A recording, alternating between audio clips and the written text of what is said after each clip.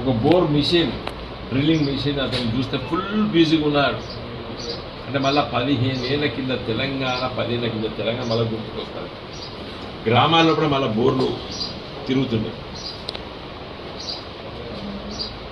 సరే, కొంత వర్షాలు పడలేని మాట నిజమే, కానీ కాళేశ్వరం ప్రాజెక్టు మేడిగడ్డ దగ్గర 2 పిల్లలు కుంగినందుకు త్వరగతిగా వెంటనే ప్రభుత్వం వచ్చిన తర్వాత ఇవాళ 100 రోజులు అయిపోయినాయి.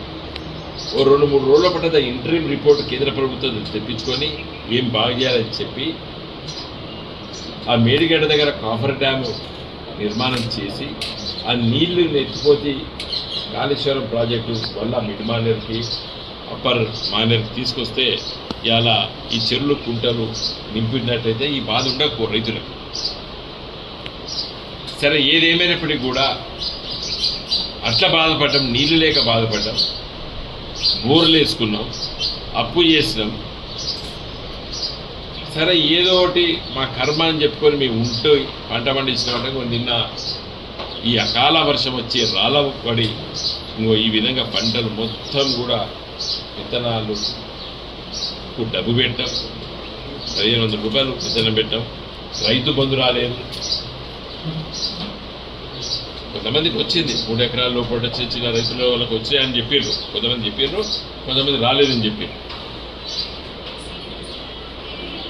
సో అప్పు చేసి విత్తనాలు కొనుక్కొచ్చినాం, యూరియా బస్తా కొనుక్కొచ్చుకున్నాం, డిఏపి కొనుక్కొచ్చుకున్నాం, పంటలు వేసుకున్నాం, నీళ్లు లేవు, ఎండిపోయినాయి. పోనీ ఏదో ఉన్నకాడికి బోర్లు వేసుకొని కొంత సాగు చేసుకున్నాం. ఈ సాగు చేసుకున్నా కూడా ఈ అకాల వర్షాల వల్ల మొత్తం పోయింది అని చెప్పి ఎక్కెక్కి ఏడ్చేది ఫాదర్. నా రిక్వెస్ట్ ఏంటంటే, నేను తుమ్మల నాగేశ్వర గారు ట్రై చేస్తాను ఫోను, వారు మీటింగ్లో ఉన్నారు, మాట్లాడిస్తామన్నారు. బహుశా వారు మాట్లాడుతారు, నేను చెప్తాను వారికి కూడా ఈ వివరాలని చెప్తాను. నేనేమంటున్నానంటే, 1 ఎకరానికి అన్ని ఖర్చులు ఒక 15 నుండి 20 వేలు రైతుకు మిగులుతాయి. అంత ఇవ్వకున్నా ఒక 10,000 తక్షణమే, ఎకరానికి తక్షణమే 10,000 రూపాయలు సాయం చేస్తే రైతుకు ఎంతో అంతో మరి మేలు చేస్తుంది. మేలుని అనడం కొంత ఉపశమనం కలుగుతుంది. ఎట్లా నష్టపోయింది రైతు చాలా. అయితే ఇది 1000 ఎకరాలు నష్టపోలేదు, అది కూడా చెప్తున్నాను. అది ఒకటే లైన్లా ఈ రాళ్ల వర్షం పడ్డది. కాబట్టి ప్రభుత్వానికి పెద్ద భారం అని అనుకోవడం లేదు. కాబట్టి వ్యవసాయ శాఖ మంత్రి తుమ్మల నాగేశ్వరరావు గారికి వెంటనే రిపోర్ట్ పంపని చెప్పి జిల్లా కలెక్టర్ గారిని కోరడం జరిగింది. మేమందరం జిల్లా పరిషత్ చైర్మన్ గారు, మా టెస్కాప్ చైర్మన్ గారు, ఎందుకంటే వాళ్ళు ప్రైమరీ అగ్రికల్చర్ కోఆపరేటివ్స్ అన్నింటికీ వారు రాష్ట్ర అధ్యక్షులు. మరి మేమందరం కూడా ఇలా కలెక్టర్ గారితో మాట్లాడినాం. వెంటనే రిపోర్టు 24 గంటల్లో బట్టి మీరు రిపోర్ట్ పంపించండి. వ్యవసాయ శాఖ మంత్రి ముఖ్యమంత్రి రేవంత్ రెడ్డి గారి దృష్టికి తీసుకొచ్చి ఈ తక్షణ సాయం చేయాలని చెప్పి నేను డిమాండ్ చేస్తున్నాను.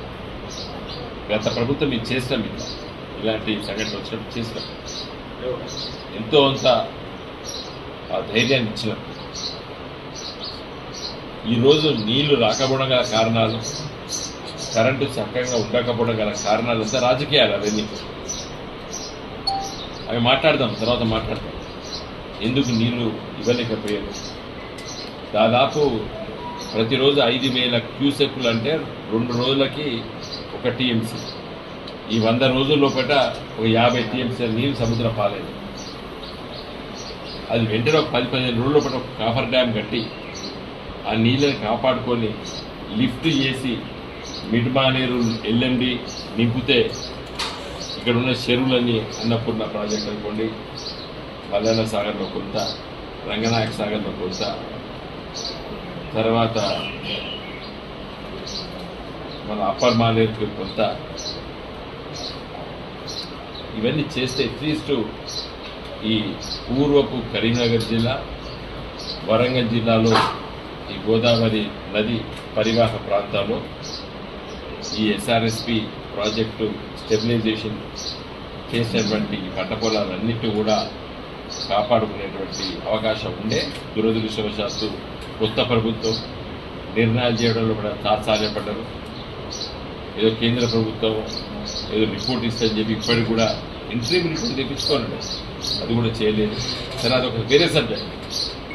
కానీ ఈరోజు ఈ వడగళ్ల వాన వల్ల, అకాల వర్షాల వల్ల నష్టపోయిన రైతులకి ఎకరానికి 10,000 రూపాయలు వెంటనే ఆర్థిక సాయం చేయాలని చెప్పి మేము డిమాండ్ చేస్తున్నాము.